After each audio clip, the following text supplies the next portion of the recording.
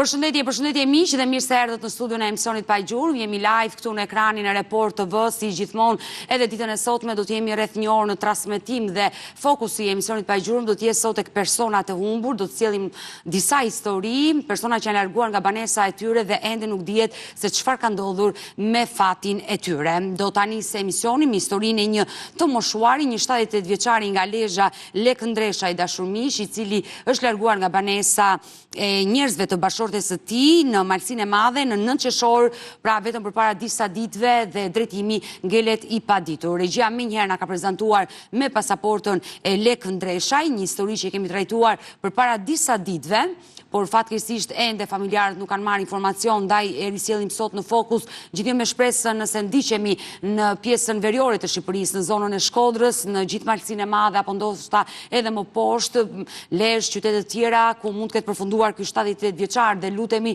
që mos ke ndodhur asgjë e keqe me fatin e tij. Pasi pas pak me mua do të jetë në studio djali Gëzim Ndreshaj, i cili së bashku me familjarët e tij e tjerë janë në kërkim që prej le të themi ditës që ai humbi, por nuk kanë gjetur asnjë gjurmë të babait. Por ditën e sotme ne do sjellim në fokus dhe një histori që për ironi të fatit vjen po nga qyteti i Shkodrës. Bëhet fjalë për Agim Tamalarin dashurmiq, i cili edhe ai është larguar dhe ka humbur kontaktet me familjen në 2 qershor të këtij viti përpara disa ditëve nga shteti gjerman. Jeni duke e parë foton dhe pasaportën që ne kemi përgatitur për Agim Tamalarin, do të jetë motra e tij Asie Kraja, e cila do të jetë në kërkim të vllajt për na treguar më shumë detaje. Por fillimisht dua t'i përshëndes të dy të ftuarit, si djalin e Lek Ndreshaj dhe motrën e Agim Tamalarit, Gëzim Ndreshaj. Përshëndetje dhe mirë se erdhe. Përshëndetje, mirë se gjeta. Fatkeqësisht asgjë për babain? Deri tani asnjë gjurmë. Sepse herën e fundit kur kemi qenë në studio mbriti një informacion që ishte parë në Shkodër.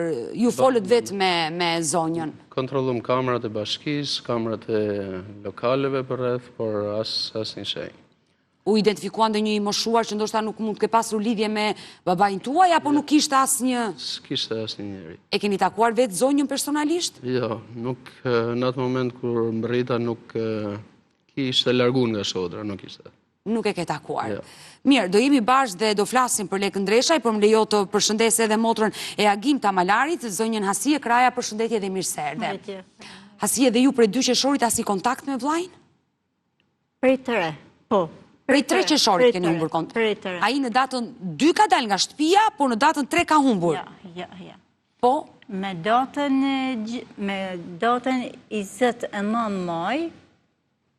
29 maj ka dalë prej shtëpie. Dhe kur ke humbur ti kontaktet me vllajin? Me 29 ka dalë prej shtëpie.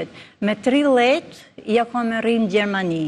Ti vetë kur ke folur për herë të fundit me vllajt për të kuptuar ditën e fundit që ai me 2 qershor, po? Na kanë marrë në telefon, si e ka kapë policia, e ka marrë pak edhe e ka shlu prap. Pra, le të themi 2 qershor. Me 3 na kanë lajmëruar ne. Për datën 2. Do marrëfesh, do jesh me mua në studio gjatë sot dhe do marrëfesh historinë e vllajt dhe uroj dhe shpresoj që të marrim lajme edhe për vllajin tuaj Agim Tamalari. Por e nisi programin me historinë e Lek Ndreshaj dashurmiq, për gjithë ata që nuk na kanë ndjekur përpara disa ditëve kur ne prezantuam këtë histori, unë dua të prezantoj në këtë moment një insert të shkurtër, një skec që ne kemi përgatitur për humbjen e këtij të moshuari dhe rikthehemi në studio.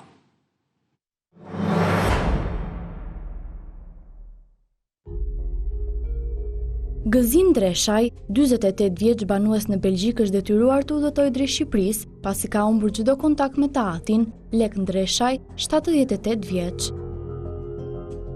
78 vjeçari jetonte në fshatin Torovic të rrethit të Lezhës, së bashku me bashkëshorten e tij Katinën, 70 vjeçe. Më 8 qershor, çifti udhëtoi drejt fshatit Bshet të Malsisë së Madhe, pasi ishte ndarë nga jeta vllai Katinës. Pasi qëndruan gjatë gjithë natës atje për të respektuar ritet mortore, ditën e nesërme, më 9 qershor, rreth mesditës, pak para varrimit, Leka është dukur pa lënë asnjë gjurmë.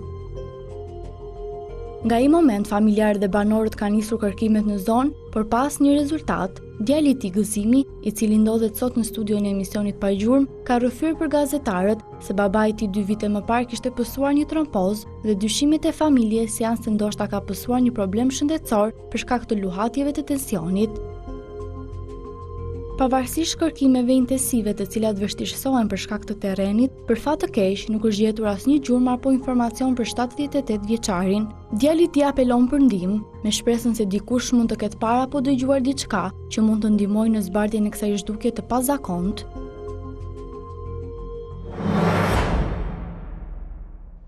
Kjo është historia e Lek Ndresha, i dashur miq, ky i moshuar i cili figuron i humbur për familjarët e tij që prej 9 qershorit dhe ende familjarët nuk kanë gjetur një gjurmë për Lek Ndreshaj, kështu që në fillim të programit përpara se i biri gëzimi do t'rregoj momentet e humbjes së babait dhe ku kanë bërë kërkimet dhe çfarë dyshojnë ata, unë do t'ju bëj një thirrje të gjithëve ju që jeni duke na ndjekur në këtë transmetim live, kushdo që ka hasur në rrugë një të moshuar, sigurisht të ngjashëm me foton që po shikoni në ekranin tuaj, jeni të lutur, qoftë anonim, mund të lidheni me studion e emisionit pa gjurmë, vazhdimisht i jap kontaktet tona, ne kemi 2 numra në dispozicion, një numër fiks dhe një numër celular që ndodhet poshtë ekranit tuaj, por mund të na dërgoni mesazhe edhe në rrjetin tonë social, Facebook, pa gjurmë Report TV.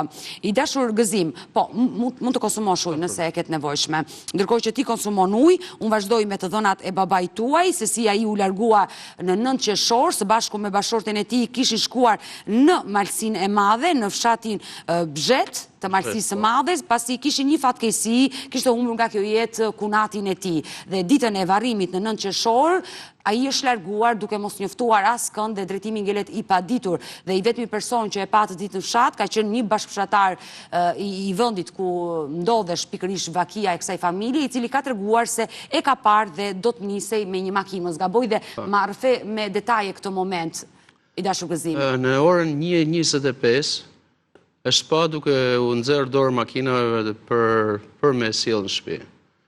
Një person ka ndalu, por ka qenë plot me njerëz tjerë në makinë, edhe i ka thënë që duhet vi për Torovic, edhe ai ka menduar që të shtrëngohen njerëzit, ta marrin një distancë 1 kilometër apo 2, por ky i ka thënë për Torovic baba, edhe nga që është larg, i ka thënë është pa mujtën, ai ka bërë kështu me dorë në shenjë falënderimit. Nga ai moment nuk është pa më. Kemi kërkuar gjithë Malsinë e Madhe. Por përpara se të ndërkosh dhe vendet ku keni bërë kërkime gëzim, babai, le të themi për shkak të moshës, ndoshta mund të kishte shfaqur ndonjë problem, flas gjithnjë për sklerozën. 2 ditë përpara se të ndodhin problemi, kam ikë nga Shqipëria për në Belgjik. Do me thonë, e ke takuar. Erdha ne 4 ditë e 4 net këtu, pa dal nga shtëpia, ne jam me babe me nanë, dhe nuk më duk se ishte në gjenje të keqe. Bile duke bë shaka, e thash edhe një 10 vjeçarti nuk më qetë probleme mu. E kuptoj. Ndodhi situata. Se të ndërpres se ta bëra këtë pyetje, sepse ai kishte shkuar për vaki, dhe jam e sigurt që nuk do ikte kurrë nga deri në fund. Ne dyshojmë, do me thënë, lodhja fizike, nga që ka ne qut, ndoshta edhe ilaçet nuk i vazhdimisht si ka përdorur në mënyrë të rregullt. Dhe mos i ka dhënë një goditje atencioni, një gjatë tillë, s'ka mujt të sash një në formë dhe ka pretenduar të shkojnë në shtëpi. Të largohen më mund të kenë tani, unë e kam idenë se nuk e din më se ku është ai, ku do të jetë nga ky problem. Pra mund të jetë i pavetëdijshëm. Unë besoj se është i pavetëdijshëm. Nga kërkimet që kena bë, besoj si kudo që të ishte i vdekur do e kishim gjetë. Unë besoj se është në për qytete duke u sjell pa vetdije. Atëherë, unë dua të ndalem, unë nuk e njoh zonën dhe pikërisht zonën për fshatin Bzhet të Malsisë së Madhe, aty ku ka qenë babai juaj. Ai ka dalë në rrugë për të marrë një automjet. Nuk mund të ketë gjetur automjet. Le të flasim, ka qenë orët e drekës. Mund të ketë vazhduar rrugën në këmbë, mund të jetë futur në një pyll, ka qenë në një zonë malore. Komplet rruga është 1 kilometër. 1 kilometër. Që ka vaj deri në 500 metër. Nuk ka pas mundësi të largohet me tutje. Fizikisht. Se e kanë kuptuar se mungon personi, edhe janë tur gjithë njerëzit. Distanca e largimit të babait tuaj nga shtëpia ka qenë një kohë shumë e shkurtër dhe njerëzit kanë dalë në kërkim, nuk ka patur mundësi për të larguar. Ka rënë sy që mungon personi edhe kanë dalë direkt në kërkim. Prandaj ju dyshoni që vetmja mënyrë është ai ka hipur në një makinë dhe është larguar. Por ne edhe sot, do të thënë që është e 16 ditë, kemi njerëz atje që bëjnë akoma kërkime. Por nuk ngelet gjë marak atje, do me thënë, nuk besoj se në mënyrën më absolute, ose trupi njeriu tani jep shenjë nga distancë shumë e largë, nuk besoj se është atje. Por me që thata, nëse është një njeri që është më i zgjuar se unë, më i aftë se unë, me një teknologji, unë dhe ka shpenzime duke kërku për babën tem, unë afredin 50.000 euro për kërkimin e ti. 20.000 euro çdo personi që mund të takojnë në rrugë, në çdo pa një lodhje fizike, veç se mund të thonë që ky është personit, ma marrin të ma sjellin në shtëpi, një me knasin më të madhe ja jap 20.000 euro. Pra, ti vendos Po, duhet jap një shpërblim që të ndihmojnë se nuk mundem më, nuk kam kërku deri në Malzi, në Tuz, nga 7-8 herë ditë jep televizori dhe atje. Edhe pse s'ka pas dokumenta me veti, ajo ideja jonë se që mund të dalë, ka kaluar kufirin. Shkun policinë, Interpol, gjithkohon. Tani, sonde për shembull nga ora 8 e darkës, do mlidhemi sa njerëz të fisit dhe do kërkojmë gjithë lulishtet e Tiranës dhe Durrësit, do hapim në 2 zona që të kërkojmë, domethënë do hymë edhe në zonë të jugut, por besoj se është fije më e thjeshtë nëse arrin me ndihmu Bashkia Tiranës, me personat e bashkisë që të bëjnë një kërkim, ose me polici, apo Jo, e përmendës shumë mirë bashkinë, sepse punojësit e bashkisë në orë të vona të natës bëjnë pastrimin e kryeqytetit. Dhe një pjesë e mirë e personave që janë në situatë rrugë, pra kanë ngelur në rrugë, flasin për një të moshuar i pavedishëm që është larguar nga shtëpia, qoftë dhe për një endacak, është shumë herë më e lehtë nga punojësit e bashkisë që bëjnë pastrimin e qytetit në orë të vona të natës për të identifikuar këta persona dhe për të bërë një foto për të na ndihmuar, por e thatë shumë mirë, një ide shumë e mirë për verifikimi që ndoshta dhe ne në orët në vijim mund të lidhemi me bashkinë që të bëjmë një bashkëpunim për mbrëmjen e sotme në kryeqytet kur të pastrohet Tirana. Apo edhe Bashkia Durrësit të deri tek porti i Durrësit, se po shoh shumë persona që janë në rrugë nëpër Durrës, nëpër Tiranë. U bëj thirrje edhe Bashkisë Durrësit që të bëjnë një kontroll, të hellin një sy, ose çdo person ta kenë më theksuar, më vëmendjen te ky njeri. Më lejo që unë të theksoj për ditën e sotme që çdo qytetar që është duke na ndjekur, që jo dëshiron të na ndihmojë, por që mund të ketë informacion dhe mund të na ndihmojë për gjetjen e babait tuaj, ti vën dispozicion 20.000 euro kushdo që e gjen. Kushdo e gjen ma sjell te shtëpia, sepse telefonata vetëm po më sjellin njerëzit kot.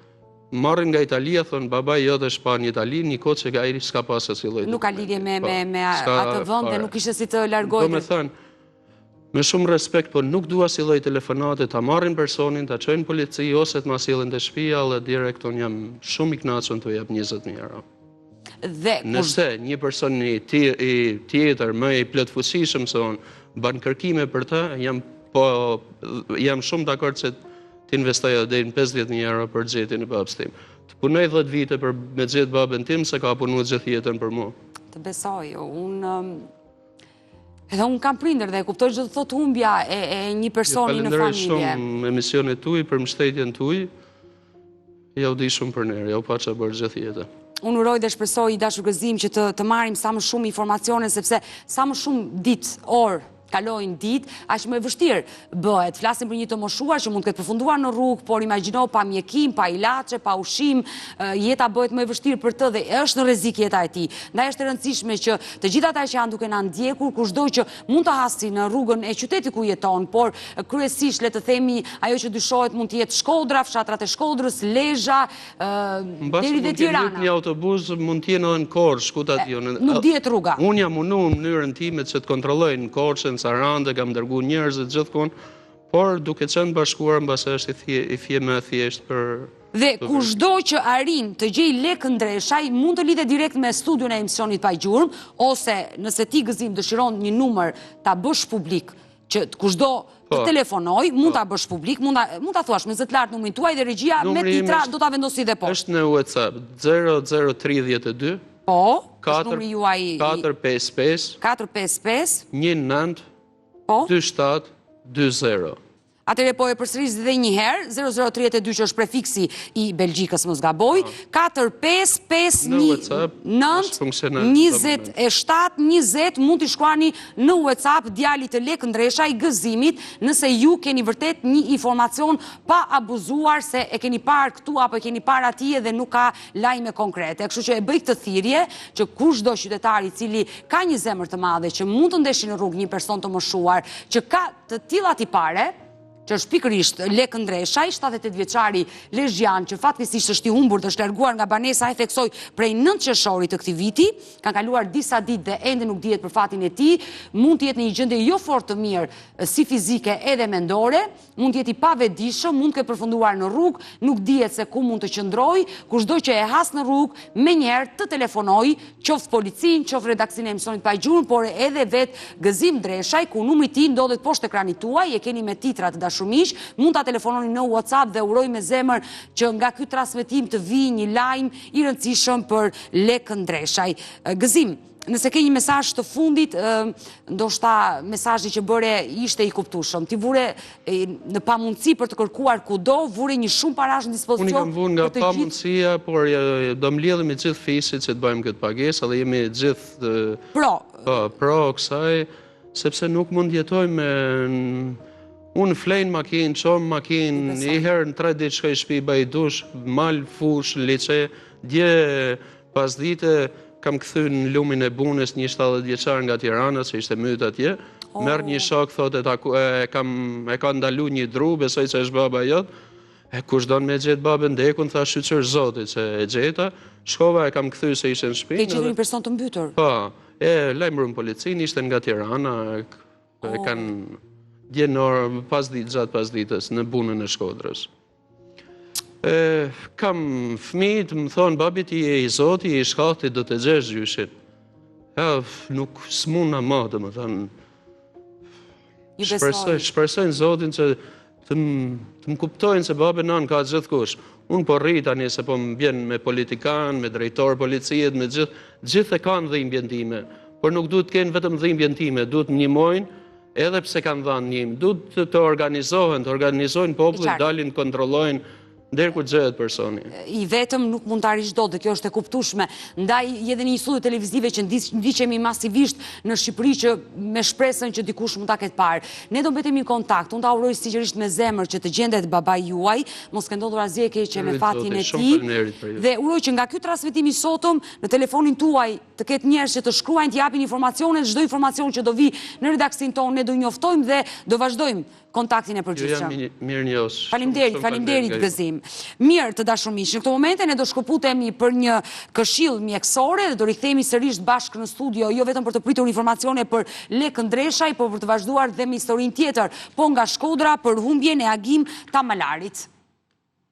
Mirë, jemi sërish bashkë live dashur miq për të vazhduar me historinë e radhës, do të ngelemi sërish në qytetin e Shkodrës dhe fatkeqësisht nga Shkodra kemi pasur shumë të humbur për gjatë 2 muajve të fundit. Por do të jemi në kërkim të Agim Tamalarit, e prezantova edhe në fillim të programit, është motra e tij zonja Hasie Kraja, e cila do t'rregojë se si humbi kontaktet me vllajën e saj, me 58 vjeçarin në 2 qershor të këtij viti. Mori lajmin se ai ishte ndaluar nga policia në Gjermani, por se çfarë ka ndodhur ende nuk dihet. E dashur Hasie, do ma tregosh historinë e vllajt tuaj, nga momenti që u nis drejt Gjermanisë dhe çfarë ndodhi më pas, deri kur ju shkëputët kontaktet.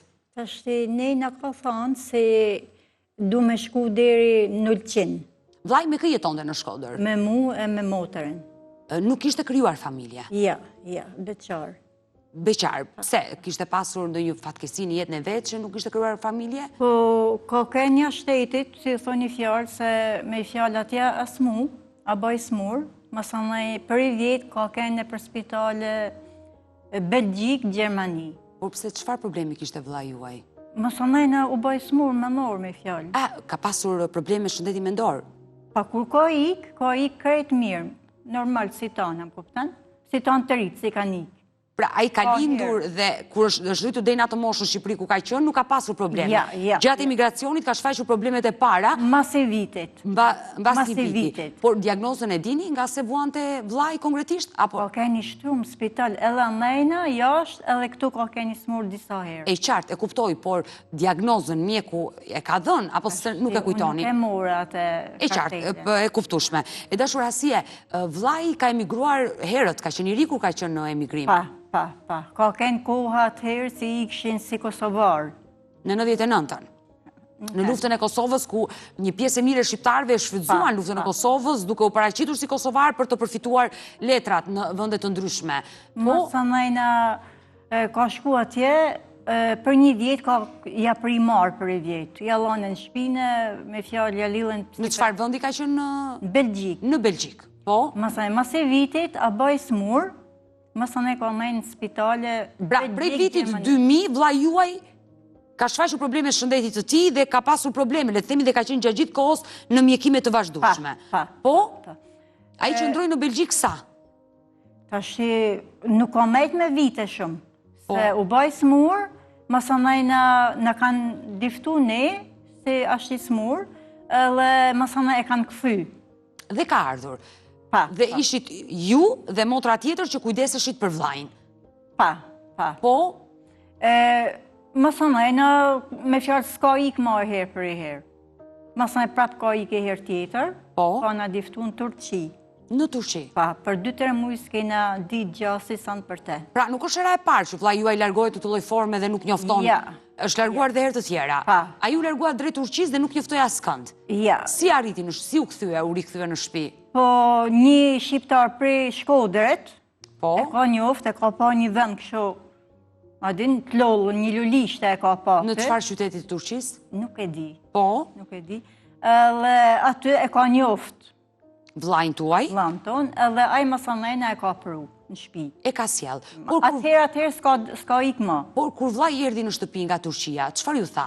Domethënë ai ishte në gjendje të fliste? Ka qenë shumë i smur. Shumë i smur. Shumë i smur se ka qenë në spital ka qenë edhe atje. Në psikiatri. Po tjetër, pa. Por kur themi vllai sëmur ai dhe ishte shumë i sëmur. Ishte shumë i sëmur në... Ishte agresiv, çfarë veprimesh bënte? Ja, pa i lollën fizikisht krejt. Fizikisht, po? I do pësum s'ka. Dhe na mësana e në sekund morë me policin. Po? E i tha me... Ashtë vllai i smur, ka kënë një ashtë në punën i tash, për 2-3 muaj s'kena ditë gjë për te. Masanajna, erdhi policia, masanajna, edhe e kanë shtyrë në spital. Por në momenti që vllai doli nga spitali dhe mori medikamente dhe themi u qetësua situata. Krejt mirë, me hapa është krejt mirë. Me medikamente, me barnat. Kur ai u qetësua dhe doli nga spitali, besoj ju si motra keni folur me vllain. Po tjetër, në bashkë jetojmë me te. Po, çfarë ju ka treguar? Domethënë, na ka tregu vujtjet si ka vujtja shtetit. Konkretisht çfarë? Për ligësinën e vet, me fjalë ka vujt shumë. Kur ashtu në spital, si ka bë mirë, spitali e kanë zjerë, masanaj ka kënë rrugë të madhe. Mi rruga shka kënë masanajnë, të në kohën. Spital në rrugë. Ai ka qenë i pavedishëm për para se të ikte për herë të fundit, kur drejt Gjermanisë? Ja. Ka qenë i vedishëm? Pa se ka kënë me ilaçe. Ka qenë në efektin e medikamenteve? Po tjetër, është krejt mirë kur është me ilaçe. Por, ai doli nga shtëpia dhe si ikull? Në 29 maj, më the. Doli ka shtëpia edhe në tha se du me shku i këto afer, nuk du më largu lërg, me shku e marë, dhe në Ulqin. Po? Masana e ka shku, aty ku janë autobuzat, si nisen për Turqi, aty ka hypë në autobus, për me shku për në Turqi. Por, ai ka prej një bilet? Ka pasur para me vete? Kempin e vetë. Se vllai trajtohesh me kemp për shkak se ishte i sëmur. Pra, ai ka shfrytzuar kempi, parat e veta, dhe ka prerë një bilet për të udhëtuar drejt Gjermanisë. Po? Ja, në Turqi, ka dash me shku në Turqi. Në Turqi, po çfarë e lidhte me Turqin që këmbgulte të shkonte në këtë shtet? Se kishte qenë dhe i herë tjetër. Fiksim, du me ik. Por, kur ju e pyesni, çfarë donte vllai, çfarë thoshte, do iki në Turqi për të punuar? Për më shtyrë në spital, për mosh, për ligësinën si ka. Të shërhoj? Pa, vunë edhe për diabetit. E qartë? Me një sy nuk shef hiq. Ka humbur shikimin nga diabeti? Nga diabeti. Edhe mësëndajna jena lidhë me shoferin e autobuzit. Tani, të lutem, ma shpjegoj qartë dashur Hasie. Në 29 maj, ai doli nga shtëpia dhe të tha që unë do iki në Ulqin. Ju gënjeu. Pa. Do me thënë, le të themi, përveç problemeve që ka patur me shëndetin e tij mendor, që ndoshta mund të ketë qenë me depresion, varqa diagnoze ju ka dhënë mjeku dhe kur pinte ilaçe ai ishte mirë, i vedishëm, ju ka gënjur atë ditë me qëllim që... Mas më mërzit na. Jo, se ju nuk do t'alinit. Ja. Po pra, kjo është arsyeja. Ju nuk keni dashur asnjëherë që ai të largohet jashtë Shqipërisë, se nuk ishte jaftë të jetonte i vetëm. Ai e ka ditur këtë gjë, ju ka gënjur dhe ka shkuar tek stacioni i autobuzave që niseshin për në Turqi. Dhe Aty jena lidhë tash me shoferin e autobusit, jo, por si e mësua ty që ai ishte nisur drejt Turqisë? na morin telefon. Ju mori telefon, ju mori gjatë kohës që po udhëtonte. Ja, pa hyp në autobus. Pa hipur në autobus, po? Na merr në telefon e na thot, jam të nisë për në Turqi. Po, Na më sanajna gjejt me numrin e shoferit. të agjensisë me të cilën ai ishte nisur, po. Ma sanajna dhe i thome në ose ke mundësi, mas me lën me Të vazhdojnë hyp në autobus, udhëtimin. a din, edhe për mas me lën me ik. Po, Shoferi me fjalë nuk ka pas mundësi me nalu, po, edhe ma sanajna, ja, e ka nalu shoferin në Tiranë, në Tiranë. në Tiranë. Po, Kura ullë prej Tiranë, prej autobusit, ma sanaj ka prej biletën për në Gjermani. pra, ai është nisur në 29 maj nga Shkodra për në Turqi, por ju e keni ndaluar këtë udhëtim dhe shoferi e ka zbritur vllajën tuaj në kryeqytet këtu në Tiranë dhe ai ka pasur para të tjera, ka shkuar sërish në një agjenci dhe ka prerë biletën për në Gjermani. Gjermani. Dhe është nisur me autobus. Me autobus. Sërish, me po, autobus. por ju nuk i bini telefonit? Pa, vllai nuk ka pas telefon me vedi. Po si ju morin telefon ai që ju tha po ikin në Turqi? Po, me shoferin, autobusit. Nëpërmjet shoferit të autobusit. Në përmjet shoferit autobusit. Por si e mësua ty që ai në Tiranë ka prerë një bilet dhe është nisur në Gjermani? Na mori vetë vllai. Sërish me një telefon tjetër. Të shoferit, prap. Të shoferit të autobusit për në Gjermani. Pa. Dhe ju tha Me fjale, jam të nisë për në Gjermani. që ka qenë po data 29 maj. Pa. Po, dhe çfarë ndodhi më pas? Masanajna na kena lemru policin, Po, se me bat mujtën se mas me lanë me kalu. kufirin dhe të dilte nga Shqipëria, po. Policia në tha, nuk kena mundësi me nalu se tash shkoha lirë, kush dënë me ik. E qartë, për ai ka probleme shëndetit mendor, dhe jeta e tij ishte në rrezik nëse ai do kalonte kufirin dhe i vetëm do ngelesh situatë rrugës dhe s'do përfundonte. Një ashtu i tha me në, aja është me meta menore, si thoni fjalës, edhe policia nuk bani gjë me fjalë. Nuk mundë do të flisi prap me shoferin e linjës së Gjermanisë, siç bët me atë të Turqisë që ndaloheni, sepse dhe pse nuk shkua ta ndishin të autobusin të linjit. Na folme me shoferin e autobusit, Po, pa më mohen, tha shoferi, mas me lanë me hypë në makinë, se unë niste autobuse, unë niste në 12 sahate. ju nuk patët mundësi të udhëtonit nga Shkodra drejt Tiranës për ta marrë, sepse ai ka pritur deri në orën 12 të drekës, sa të nisesh autobusi në Gjermani. Nuk patët mundësi të vinit, ta menit vetë, se ju e dinit adresën. Në s'pas me mundësi për së të bëllë. E qartë, e kuptoj. Dhe Masanajna s'ka mujtë me ashtu, me ullë prej makinet. s'ka pranuar, ka Ka refuzuar. pranuar, du me ik si du me ik. Masanajna prapna me shoferin e autobusit. Tha shoferi, pa më mohena me ullë të kufini, pa dal amajna. Pa shku në Gjermani. Me fjallë që tjetë në Shqipni të pakten. E qartë.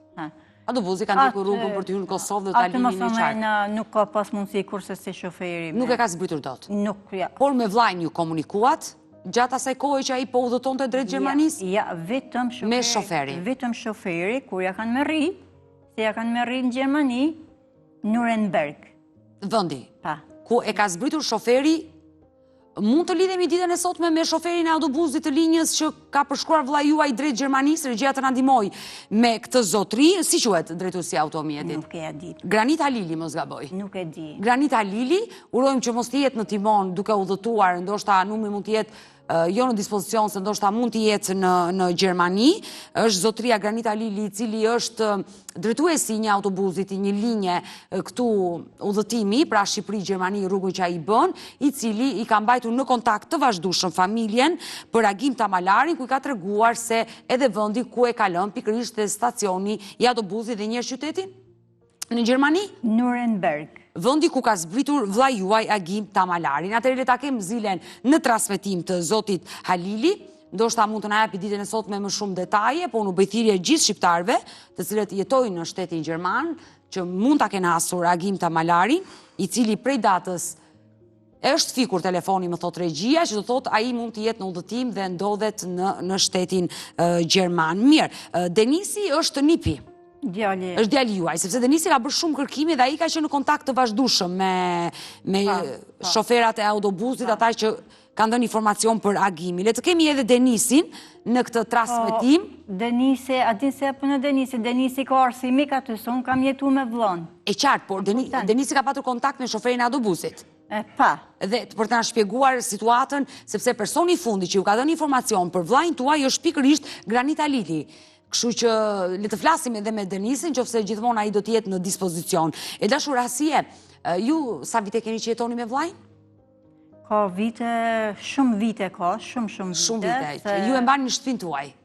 Ja, unë jam të vllai. Të shtëpia e vllajit, të shtëpia e prindërve tuaj, e qartë. Pa. Unë jetaj me agimin edhe me motrën. Kur vllai përkeqësohej nga shëndeti i tij mendor, ishte i pavetëdijshëm, bënte veprime? Ja, kështu. Si reagonte në të tillë? Alo, përshëndetje. Përshëndetje, se kalove. Mirë, nuk e di me kë flas, Denisi kërkoja. Jo, jam Nusja. A kemi mundësi të flasim me Denisin?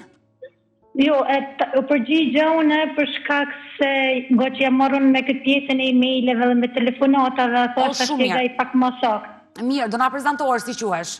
Po, unë jam Mirësila, jam Nusja Denisit, nipit agimit. Atëherë të lutem, mund të na tregosh, sepse vjera juaj që kam në studio tregoi që keni marrë një informacion që agimi është ndaluar nga policia gjermane dhe ju duke shkëmbyer emaile me policinë gjermane apo me ambasadën tonë, më tregot çfarë ka ndodhur. Okej, ta shpjegoj pa më radh. Atëherë siç e ka shpjeguar edhe vjera aty, atë më datë 29 është largu për shtëpijet, me datë 30 ka mbrit në Nuremberg. Po, në Gjermani. Gjatë kësaj kohës kena kënë në kontakt me shoferin, po nuk është zoti që ai zotëria që përmend emrin pak më parë. Po. Ashtu të person. Emrin e shoferit unë nuk e di me thënë drejtën se nga që ka fol Denisi direkt me të. E qartë. Kurse zoti Granit Halili më ka marrë mua me datën 3 qershor. Më shprezentu që është Interpolit Tiranë. Është punojës i Interpolit. Po, më është prezentu kështu. Gabimet e gazetarëve të mi që nuk i marrin detajet e sakta, më kanë treguar që Granita Lili është shoferi i autobusit, ndërkohë që nga punojësi i Interpolit. Jo, mund të ndodhë në këtë shkopim. Për një të përgjigje, unë dhe më thonë që ta shpjegaj kamon. Dhe shumë mirë bëre që u futën këtë transmetim. Po. Atëherën, më ka marrë telefon me datë 3, më ka thonë, flas me filanen, po i thash, jam Nusja nipit agimit, i thash. Që të thashe pak më përparë, jam marrë me këtë pjesën e e-maileve dhe kam lënë numrin tim. Po. Edhe më tha që me datë 2, policia gjermane e ka lokalizuar në Nuremberg, një qytet që është nalë. Po, sepse policia gjermane në momenti që e ka identifikuar, sa i ka patur një pasaport me vete, me njerë ka njoftuar Interpoli në Shqipëri. Po. Dhe ka qenë Interpoli punojësit pikërisht zoti Halili që ju ka telefonuar juve. Po, Granit Halili, kështu më shprezentu. Po. Edhe me ka thënë që me datë 2 qershor, policia gjermane e ka lokalizuar në Nuremberg, sepse ka bërë disa sjellje të çuditshme, ndoshta për shkak se ndoshta nuk i ka pi ilaçet, se nuk e diun, sepse mund të kenë të bëjnë punë aty. Prandaj dhe unë vjerën tuaj po e pyesja që kur ai ishte në gjendje të rënduar, a bënte sjellje të çuditshme. Dhe se efekti ndoshta nga që s'ka pi ilaç, që kjo do të ketë kënë. E qartë, për shkak se nuk ka marrë medikamentet, pra policia e ka hasur në rrugë me disa sjellje të çuditshme i pavetëdijshëm. Është e kuptueshme kjo gjë. Besoj se kjo do të ketë kënë. E ka në fut mran, kur është qetësu, e ka liru prapë. Atëherë, qyshet momente mrapa nuk di në madhe, më thonë atë një dhe informacionit për te. Dhe ndoshta mund t'jetë akoma në një situatë rrugë, ose ndoshta mund këtë përfunduar në spital? Besoj se po, do t'jetë ndoshta në rrugë, se lek me vedit, besoj se do t'i kenë maru. Se di, shko kanë atje, veç rrugëve do t'jetë. Me policinë e këtij qyteti, keni mundur do të lidheni më pas, sepse unë jam e sigurt. Kam një emaile me policinë në Nuremberg, por nuk kanë ardhur, domethënë përgjigje mbrapsht. Përgjigje, sepse unë jam e sigurt, nëse policia e ka ndaluar, e ka mbajtur disa orë dhe më pas e ka lënë të lirë, ai mund të endet rrugëve të qytetit, ndoshta shumë ditë pa medikamente, gjendja e tij shëndetësore dhe flas për ditë më tepër më marrmanja. Është rënduar, patjetër, gjendja e shëndetit mendor dhe ndoshta sjelljet e tij, veprimet e tij mund të jetë agresiv, padyshim që qytetarët që mund ta ndeshin në rrugë njoftojnë policinë dhe policia mund ta ketë ndaluar dhe mund ta ketë çuar në spital këtë herë. Dhe është e rëndësishme që të bëhet një verifikim psikiatrit e këtij qyteti, sepse më ka ndodhur në studion e emisionit Pa i Gjurmë që të rinj që kanë humbur kontaktet në shtetin gjerman, ka pasur probleme shëndetit mendor, apo kanë qenë përdorues të lëndëve narkotike dhe janë gjetur në rrugë në gjendje të rëndë, janë dërguar nga policia në spital. Dhe është e rëndësishme që ndoshta nëpërmjet ambasadës tonë në shtetin gjerman të dërgojmë një email për të bërë verifikime në spitalet dhe në policinë e këtij qyteti, nëpërmjet ambasadës tonë, dhe më pas ambasada të na kthej përgjigje qoftë ju apo qoftë edhe neve, sepse në korale do ta bëjmë të gjë. Edhe ju si familjar do i dërgoni ambasadës një email, ambasadës tonë në Gjermani, edhe ne si redaksi për t'ia dërguar, sepse për të lidhur direkt me policinë apo me spitalet është e vështirë. Ma beso këtë gjë të kthejnë përgjigje. Vetëm nëpërmjet institucioneve ndoshta është më e thjeshtë. Mirë, e dashur, të falenderoj që hyre në këtë transmetim dhe na sqarove më shumë detaje. Faleminderit. Mirë, unë dua t'ju bëj thirrje në këtë momente të gjithë teleshikuesve dhe sidomos emigrantëve tanë që jetojnë në shtetin gjerman, ata që mund ta kenë hasur në rrugë Agim Tamalarin, i cili është në një gjendje të rëndë të shëndetit mendor, padyshim ai flet shqip dhe kuptohet që është shqiptar, çdo shqiptar që mund ta hasi në rrugët e qytetit, edhe një herë qytetin e Gjermanisë. Nuremberg. Ta përmendim disa herë nga ky transmetim, kushdo që e shikon Agim Tamalarin është i lutur të lidhet me redaksinë e emisionit Pa i Gjurmë, pasi ky 58 vjeçar nga Shkodra ka humbur kontaktet me familjen e tij prej 2 qershorit dhe nuk dije se çfarë ka ndodhur me fatin e tij. E dashur Asie, një mesazh besoj e keni ditën e sotme edhe ju. Një mesazh që i drejtoheni qytetarëve që jetojnë në këtë qytet të Gjermanisë që mund të na ndihmojnë për vllajën tuaj apo edhe ambasada jonë në shtetin gjerman. Unë thëmë në rast se ka pakush na done me di vetëm se është gjallë.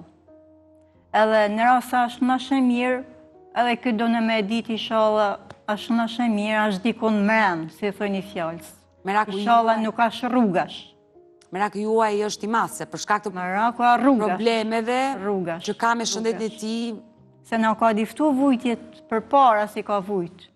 Uroj që të gjende dhe të kthehet sa më shpejt pranë familje, sepse ai ka nevojë për ju. Se ju e mbani, kujdeseni për të dhe ju kujdeseni dhe për medikamentet, ilaçet që janë shumë të rëndësishme, që ai t'i pi, por fatkeqësisht prej 29 majit, kur është larguar nga shtëpia, ai nuk i pim këto medikamente. E dashur Asie, ne do jemi bashkë në kontakt, çdo informacion që do vinë në redaksin ton, ne do njoftojmë, do lidhemi me ambasadën dhe lutemi të arrijmë një adresë në gjurmët e Agim Tamalarit. Faleminderit shumë faleminderit. Mirë dashur miq, do shkëputemi sërish për reklama dhe do rikthehemi sërish bashkë live.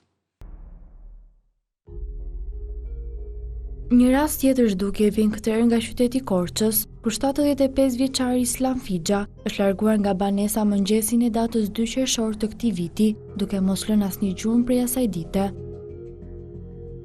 I moshuari vonte prej 3 vitesh nga skleroza, por pavarësisht kësaj, dilte nga banesa dhe kthehej në mënyrë të rregullt. Fatkeqësisht në datën 2 qershor, fati nuk e deshi që ai të rikthehej sërish në banesën e tij.